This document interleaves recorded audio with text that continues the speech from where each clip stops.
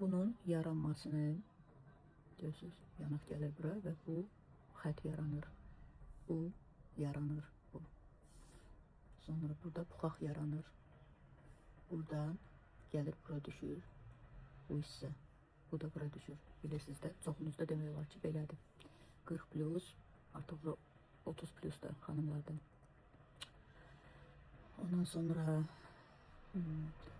bu ключица əzələsinin görünməməsi, sinə hissədə baş verən qırışlar, sallanmalar, alın ortasındakı dərinləşmiş xətlər, alını qaldıranda burada yaranmış dərin xətlər, zamansız yaranan göz ətrafı qırışlar, hətta belə gülmədən, mimik etmədən belə görsənən.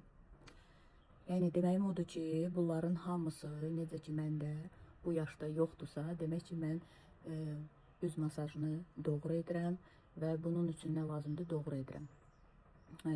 Yəni üz anatomiyasını yaxşı tanımaq lazımdır ki, hansı istiqamətə necə masaj edim ki, məndə bu problemlər zamansız yaranmasın. Ümumiyyətlə, hətta 60 yaşına qədər gecikdirmək olar bu problemləri.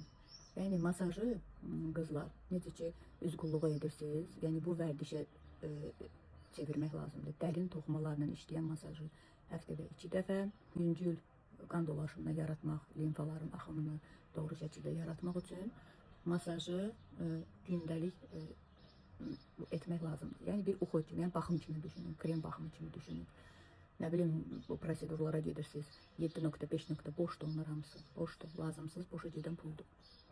Yəni demək istəyirəm ki, əgər bir masajist doğru şəkildə başlayırsa masajı etmək üçün nəticə verilsin, o zaman yaxşı nəticələr olur.